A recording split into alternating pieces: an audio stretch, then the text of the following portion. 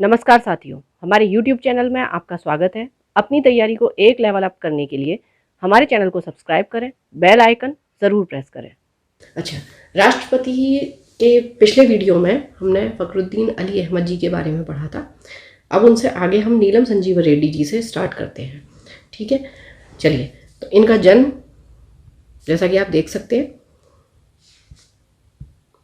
13 मई 1913 को इल्लूर आंध्र प्रदेश में हुआ। मृत्यु 1 जून 1996 बेंगलोर। इनका कार्यकाल रहा 1977 से लेकर 1982 तक। ठीक है। अच्छा, एकमात्र ये राष्ट्रपति थे जो एक बार राष्ट्रपति चुनाव में पराजित हुए और दूसरी बार निर्विरोध चुने गए। यानी 1969 में ये पराजित होते हैं और दूसरी बार जब 77 में बनते हैं तो ये निर्विरोध चुने जाते हैं। 25 जुलाई को राष्ट्रपति पद की शपथ लेने वाले ये प्रथम राष्ट्रपति थे। अर्थात राष्ट्रपति पद की शपथ लेना 25 जुलाई को जब से शुरू हुआ तो ये प्रथम राष्ट्रपति बने। इनके बाद से अभी तक सभी राष्ट्रपति 25 जुलाई को ही राष्ट्रपति पद की शपथ लेते हैं। ठीक है। राष्ट्रपति बनने से पूर्व 2 बार ये आंध्र प्रदेश के मुख्यमंत्री रहे और 2 बार लोकसभा अध्यक्ष के पद पर इन्होंने कार्य किया। इन्हीं के समय में संपत्ति के अधिकार को मूल अधिकार की श्रेणी से हटाकर कानूनी अधिकार बना दिया गया था। ठीक है। तो अब जो संपत्ति का अधिकार है अब वो कानूनी अधिकार है, यानी कि एक विधिक अधिकार है। ठीक है। तो विधिक अधिकार होने के नाते अब ये कौन से आर्टिकल में है? 300A। और ये पहले किस आर्टिकल में था वो आप मुझे बताएंगे। और मूल अधिकार कितने से लेकर कितने आर्टिकल्स तक है, कितने अनुच्छेद तक है, वो आप मुझे कमेंट्स में बताएंगे। ठीक है, चलिए। अच्छा, और इनके बारे में क्या हुआ था? इनके टाइम में 1978 44वां संविधान संशोधन आया। ठीक है। 44वें संविधान संशोधन में क्या हुआ था? एक तो चीज़ ये हुई। दूसरी चीज़ क्या हुई थी जो कि हमने लास्ट फ़खरुद्दीन अली अहमद जी के में पढ़ा था कि वही वह राष्ट्रपति थे जिन्होंने आपातकाल के ड्राफ्ट पर हस्ताक्षर किए थे। तो उस टाइम पर जो आपातकाल लगा था उसमें शब्द यूज़ किया गया था आंतरिक अशांति। ठीक है। तो जब 44वां संविधान संशोधन आया तो इस शब्द को हटा दिया गया और इसके स्थान पर ले आए सशस्त्र विद्रोह। ठीक है। तो आपसे ये पूछा जा सकता है कि जब 44वां संविधान संशोधन आया उस समय राष्ट्रपति कौन थे? श्री नीलम संजीव रेड्डी। ठीक है। और इनके टाइम में क्या काम हुआ? इनके टाइम में 20 सूत्री कार्यक्रम, यानी कि 20 पॉइंट्स प्रोग्राम लाया गया। किसके द्वारा? प्रधानमंत्री श्रीमती इंदिरा गांधी के द्वारा। एक चीज़ और, उस 20 सूत्री प्रोग्राम की जो घोषणा की गई थी वो 1975 में कर दी गई थी। यानी अगर तब हम घोषणा के समय राष्ट्रपति पूछें तो वो फ़खरुद्दीन अली अहमद जी थे, लेकिन वो जब लाया गया है तब वो नीलम संजीव रेड्डी जी के टाइम में लाया गया है। तो इसका उद्देश्य क्या रहा? इसका उद्देश्य था गरीबी हटाना, असमानता को हटाना, जो कमज़ोर वर्ग हैं उनको ऊपर उठाना। ये 20 सूत्री कार्यक्रम का मुख्य उद्देश्य था। तो अब आगे बढ़ते हैं ज्ञानी जैल सिंह जी के साथ। इनका जन्म 5 मई 1916 ईस्वी संधावन में हुआ। मृत्यु प्रिंटिंग मिस्टेक 25 दिसंबर 1994 में चंडीगढ़ में हुई थी। इनका कार्यकाल 1982 से लेकर 1987 तक रहा। इनका वास्तविक नाम जनरैल सिंह था और ये प्रथम सिख राष्ट्रपति थे। अच्छा, यहाँ मैं आपको अगर एक चीज़ बताना चाहूँ, देखिए 1916 थोड़ा सा अगर हम कनेक्ट करके पढ़ते हैं तो हमें चीज़ें याद रहती हैं। अगर मैं 1916 की बात करूं तो आपको जब 1916 ईयर आया सामने तो आपको क्या याद आ जाना चाहिए कि 1916 में क्या हुआ था? 1916 में होम रूल लीग की स्थापना हुई। ठीक है। किसने की थी? 2 जगह पर हुई थी। एनी बेसेंट ने और तिलक जी ने की थी, लोकमान्य बाल गंगाधर तिलक। इन्होंने मद्रास में की थी, इन्होंने पुणे में की थी। तो यहाँ से आपका क्या हुआ? जब आप लिंक करके पढ़ते हैं तो एक बार जब आप पढ़ रहे हैं तो आप उस टाइम पर क्या देख लें कि इस ईयर में और क्या क्या चीज़ें हुई थी। वैसे मैं आपको ये चीज़ें अवेल कराती रहूँगी। ठीक है। तो आपके लिए वो चीज़ें थोड़ा ईजी हो जाएगा। चलिए, अब आगे बढ़ते हैं। इन्होंने क्या किया था? राजीव गांधी सरकार के समय में पारित पोस्ट ऑफिस बिल पर जेबी वीटो का प्रयोग किया था। ठीक है। अब 2 चीज़ें, एक तो पोस्ट ऑफिस बिल क्या है और एक ये जेबी वीटो क्या है। तो आइए हम देखते हैं। पोस्ट ऑफिस बिल क्या था कि जो ये बिल आया था, विधेयक, बिल का मतलब है विधेयक, ये किस चीज़ पर आया था कि आप जन सामान्य की जो भी चिट्ठियां हैं उन्हें आप पढ़ सकते हो। लेकिन ज्ञानी जैल सिंह जी जो थे, इनको इस चीज़ पर आपत्ति थी। क्यों? क्योंकि इससे एक निजता का अधिकार, भाई आप किसी के भी लेटर्स को पढ़ोगे तो उससे निजता का अधिकार जो है वो खंडित हो रहा है, वो खत्म हो रहा है। इसके लिए इन्होंने जेबी वीटो, या जिसको हम पॉकेट वीटो कहते हैं, उसका प्रयोग किया। अब थोड़ा सा हम वीटो के बारे में समझ लेते हैं, ज़्यादा डिटेल में नहीं जाएंगे, थोड़ा सा समझेंगे। ये आर्टिकल 111 में आता है, अनुच्छेद 111 के अंतर्गत आता है। यानी जब राष्ट्रपति सहमत नहीं है, जो भी विधेयक आए हैं और वो जो सदनों से पारित हो चुके हैं, लेकिन राष्ट्रपति जी सहमत नहीं है, क्योंकि संसद आप जानते ही हैं, संसद आपका लोकसभा, राज्यसभा और राष्ट्रपति, इन तीनों से मिलाकर बनती है। यानी अगर हमें किसी भी बिल को, जब किसी भी विधेयक को अगर हमें अप्रूव करवाना है, तो यानी वो चीज़ यहाँ से पास होनी चाहिए। ठीक है, तो अब क्या हुआ, यहाँ से पास होकर आ गया, लेकिन ये नहीं चाहते, तो ये क्या करेंगे, अपनी वीटो पावर यूज़ करेंगे, जो कि इनके पास 3 तरीके की होती है। एक होती है पूर्ण वीटो, एक होता है निलंबनकारी, और एक होता है पॉकेट वीटो।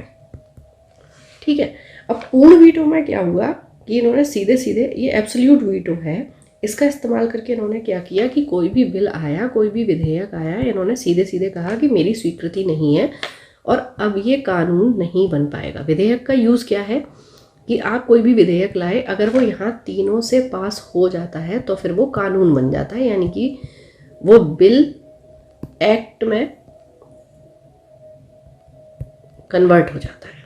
ठीक है, अब हुआ क्या कि अब हमें एक्ट में कन्वर्ट इन्हें नहीं करवाना है, तो ये क्या करेंगे, इन्होंने पूर्ण वीटो का यूज़ किया। तो उसमें क्या हुआ कि आपका वो जो बिल था, इन्होंने सीधा मना कर दिया कि नहीं भाई ये नहीं होगी चीज़, और वो चीज़ इन्होंने वापस कर दिया और वो कानून नहीं बना। इस वीटो का पहले प्रयोग किया जा चुका है। 1954 में डॉक्टर राजेंद्र प्रसाद ने इसका प्रयोग किया था, पेप्सू विनियोग विधेयक को रोक दिया था उन्होंने, और 1991 में राष्ट्रपति आर वेंकट रमन जी, जिनको अभी हम आगे बढ़ेंगे, उन्होंने संसद सदस्यों के वेतन, भत्ते और पेंशन, इस विधेयक पर रोक लगाई थी। ठीक है, चलिए अब आगे आते हैं। अब आगे हमारा निलंबनकारी वीटो। निलंबन से आपको समझ में आना चाहिए कि वो चीज़ निलंबित होना, यानी कि सस्पेंसिव। ठीक है, तो इसमें क्या होगा कि ये पुनर्विचार के लिए भेज देते हैं कि भाई एक बार और देख लो, मुझे ये चीज़ समझ में नहीं आ रही है करके। तो अब क्या हुआ, लेकिन संसद से अगर वो दोबारा बिल पास कर दिया जाएगा तो फिर राष्ट्रपति को अपनी सहमति देनी ही होती है। ठीक है, नेक्स्ट हम आते हैं पॉकेट वीटो पावर पर। तो निलंबनकारी वीटो का भी अगर हम उदाहरण देखना चाहें तो ये भी आगे अभी आएगा कि राष्ट्रपति APJ अब्दुल कलाम ने ऑफिस ऑफ प्रॉफिट के मामले में इस वीटो का प्रयोग किया था। ठीक है, अब हम बात करते हैं पॉकेट वीटो की, जो हमारा आज का भी टॉपिक है। तो पॉकेट वीटो में क्या होता है कि पॉकेट यानी कि पॉकेट में रख लेना चीज़। ठीक, ना हम उस पर हाँ कह रहे हैं और ना हम उस पर ना कह रहे हैं। तो इस चीज़ को वही इन्होंने प्रयोग किया भारतीय डाकघर संशोधन विधेयक के लिए। तो इससे फिर क्या हुआ कि भाई जब मैं ना हाँ कह रही हूँ किसी चीज़ पर, ना मैं ना कह रही हूँ, तो फिर ये हुआ कि ये बिल स्वतः समाप्त हो गया, और इस प्रकार इन्होंने अपने वीटो का प्रयोग किया था। चलिए, तो अब आगे बढ़ते हैं। यह राष्ट्रपति बनने से पहले पंजाब के मुख्यमंत्री व केंद्र में गृह मंत्री थे। ये एकमात्र राष्ट्रपति थे जो गुट निरपेक्ष आंदोलन के सेक्रेटरी जनरल पड़े। गुट निरपेक्ष मतलब नॉन अलाइंड। ठीक है, एकमात्र राष्ट्रपति थे जिनकी मृत्यु सड़क दुर्घटना में हुई है। चलिए, अब और इनकी बात करें तो इनके समकालीन और क्या घटनाएं हो गई। तो पहली चीज़ 1984, और यही शायद इसको मतलब क्या ही साल का है, इसमें इंदिरा गांधी जी की हत्या कर दी गई। अब उनकी हत्या के विषय में जब हम प्राइम मिनिस्टर वाली सीरीज़ पढ़ेंगे तो उसमें थोड़ा सा हम डिटेल में पढ़ेंगे। ठीक है, यहाँ आप ये समझ लीजिए कि इंदिरा गांधी जी ने एक ऑपरेशन चलाया था, ऑपरेशन ब्लू स्टार। ठीक है, उसके बारे में हम थोड़ा सा डिटेल में पढ़ेंगे जब हम इंदिरा गांधी जी को पढ़ेंगे प्राइम मिनिस्टर्स में।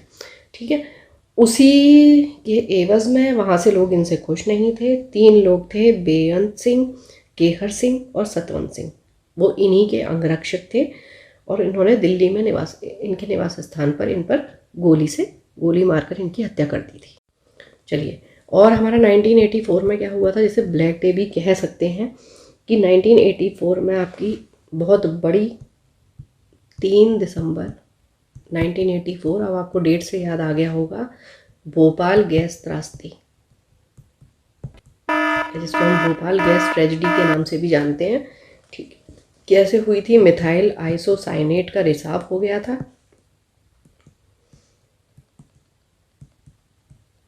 ठीक है, कई लोग इसमें साइनाइट बता देते हैं, वो साइनाइट नहीं है, आइसोसाइनेट है।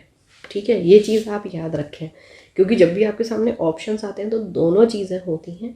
ठीक है, अच्छा, फिर क्या हुआ था कि इसकी जो ये गैस ट्रेजेडी हुई है, इसका पर्यावरण और मानव समुदाय पर क्या दीर्घकालिक प्रभाव हो सकता है, इसके लिए एक आयोग का गठन किया गया था।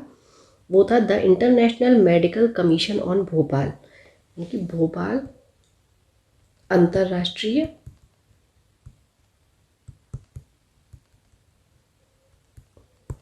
चिकित्सा आयोग। ठीक है, जिसने ये अध्ययन किया कि ये जो गैस का रिसाव हुआ है, इसका दीर्घकालिक क्या प्रभाव हो सकता है। ठीक है, तो this was all about Shri ज्ञानी जैल सिंह जी। चलिए नेक्स्ट पढ़ते हैं हम रामास्वामी वेंकटरमन, यानी कि जिनको हम मोस्टली आर वेंकटरमन जी के नाम से जानते हैं। इनका जन्म 4 दिसंबर 1910 राजा मदास तमिलनाडु में हुआ। मृत्यु 27 जनवरी 2009 नई दिल्ली में हुई है। ज़्यादातर नई दिल्ली में ही हुई हैं, क्योंकि इनके कार्यकाल के कार्यकाल के बाद जो भी हुआ। अच्छा, नेक्स्ट इनका कार्यकाल 1987 से 1992 तक रहा। ठीक है, ये अब तक के राष्ट्रपतियों में सर्वाधिक उम्र के राष्ट्रपति निर्वाचित हुए थे। राष्ट्रपति बनते समय ही इनकी उम्र 77 वर्ष की थी। राष्ट्रपति बनने से पहले ही केंद्र में रक्षा तथा वित्त मंत्री के रूप में कार्य कर चुके थे। अच्छा, इनकी बुक जो है उसका नाम है माय प्रेसिडेंशियल ईयर्स। चलिए, तो वैसे तो इनके बारे में यही चीज़ें हैं। बुक का नाम पूछा जा सकता है, किसकी बुक है ये? माय प्रेसिडेंशियल ईयर्स, स्वामी रामास्वामी वेंकटरमन जी की। और देख लेते हैं इनके समय में क्या कार्य हुए थे। तो 2 इम्पॉर्टेंट चीज़ें हुई। एक तो 1988 में सेबी की स्थापना हुई। जो सेबी क्या है? हमारा security exchange board of India. ठीक है, जो भी हमारे ये शेयर्स वगैरह की जितनी भी चीज़ें हैं उनको सभी को सेबी हमारा रेगुलेट करता है। ठीक है, उसके बाद 24 जुलाई 1991 LPG पॉलिसी, यानी कि लिबरलाइजेशन, प्राइवेटाइजेशन, ग्लोबलाइजेशन। ठीक है, इसकी घोषणा की गई थी। इस समय पे प्रधानमंत्री थे आपके नरसिंहा राव जी, और वित्त मंत्री थे आपके मनमोहन सिंह जी, जो बाद में प्रधानमंत्री भी रहे हैं। ठीक है, इनके समय में आपकी ये LPG पॉलिसी आई थी। उस टाइम पर राष्ट्रपति थे आपके वेंकटरमन जी। चलिए, तो डॉक्टर शंकर दयाल शर्मा जी के साथ अब आगे बढ़ते हैं। इनका जन्म हुआ था 19 अगस्त 1918। कहाँ पर? भोपाल में। मृत्यु देखिए इनकी भी नई दिल्ली में हुई। कब? 26 दिसंबर 1999 में हो गई। ठीक है, कार्यकाल इनका रहा 1992 से लेकर 1997 तक। ठीक है, इनके समय में इम्पोर्टेंट क्या रहा ये हम अभी देखेंगे। उससे पहले ये पॉइंट देख लेते हैं। ये राष्ट्रपति बनने से पहले महाराष्ट्र, आंध्र प्रदेश, पंजाब के राज्यपाल, मध्य प्रदेश के मुख्यमंत्री और भारत के रक्षा मंत्री व कांग्रेस अध्यक्ष रह चुके थे। ठीक है, इनकी जो पुस्तक है उसका नाम है हमारी सांस्कृतिक धरोहर।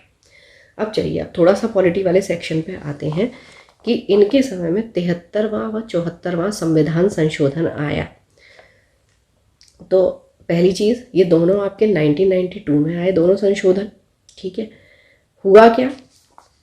जो आपका 73वां संविधान संशोधन आया उससे आपकी 11वीं अनुसूची को जोड़ा गया, और 74वें संविधान संशोधन से आपकी 12वीं अनुसूची को जोड़ा गया। अनुसूची यानी कि स्केड्यूल। ठीक है, तो 11वीं अनुसूची का संबंध आपका किससे है? पंचायती राज। और 12वीं अनुसूची का संबंध आपका किससे है? म्यूनिसिपैलिटीज, यानी कि नगरीय व्यवस्था। तो ये दोनों ही आर्टिकल पॉलिटी एग्ज़ाम हर लिहाज से बहुत इम्पोर्टेंट है। तो उससे थोड़ा इम्पोर्टेंट आपके ये भी हो जाते हैं कि ये किसके समय में आए थे? डॉक्टर शंकर दयाल शर्मा जी के समय में। ठीक है, बाकी हम जो भी आर्टिकल्स आ रहे हैं, जो भी पॉलिटी से रिलेटेड चीज़ें आ रही हैं, वो हम पॉलिटी में डिटेल्ड अध्ययन करेंगे। जैसे भी वीटो पावर्स भी आई थी, काफ़ी कुछ मैंने आपको बता दिया है और आगे भी हम देखेंगे।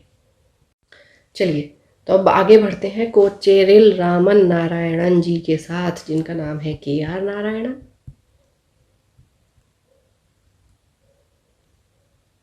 ठीक है, चलिए, इनका जन्म 27 अक्टूबर 1920 ईस्वी त्रावणकोर केरल में हुआ। मृत्यु इनकी 9 नवंबर 2005 नई दिल्ली में हुई। लगातार तीसरे राष्ट्रपति जिनकी नई दिल्ली में मृत्यु हो रही है।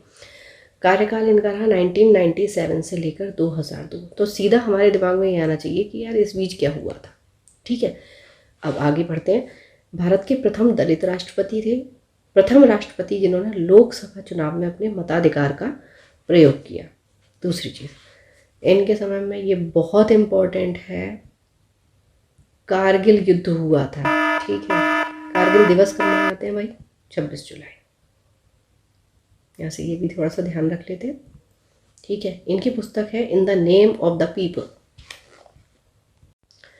एक चीज़ और भी हुई थी इनके समय में, सन 2000 में आपके 3 राज्य बने थे, CUJ, छत्तीसगढ़, उत्तराखंड और झारखंड।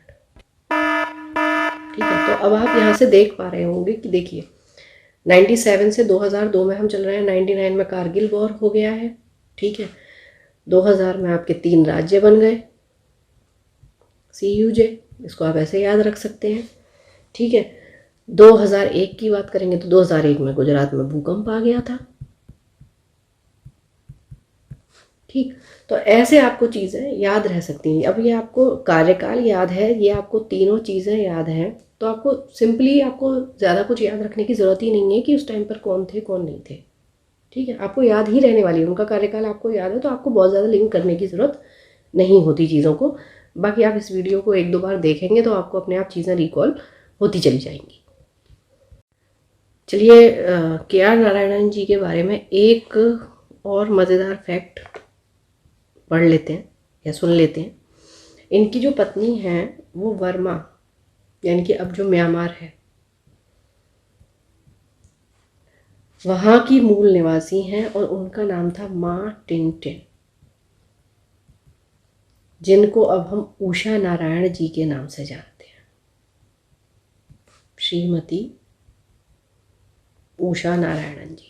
यानी अगर ये पूछा जाए कि KR नारायणन जी की जो वाइफ हैं वो मूलतः कहाँ से हैं, वो वर्मा से हैं, उनका नाम माँ टिनटिन था और अभी वो उषा नारायण के नाम से जानी जाती है। ठीक है, तो चलिए, ये हमारा हो गया प्रेसिडेंट्स ऑफ इंडिया पार्ट 2। अब नेक्स्ट वीडियो में हम इसको कंप्लीट करेंगे पार्ट 3 में, क्योंकि अभी अब करेंगे तो बहुत लंबा हो जाने वाला है वीडियो। तो आज यहीं तक।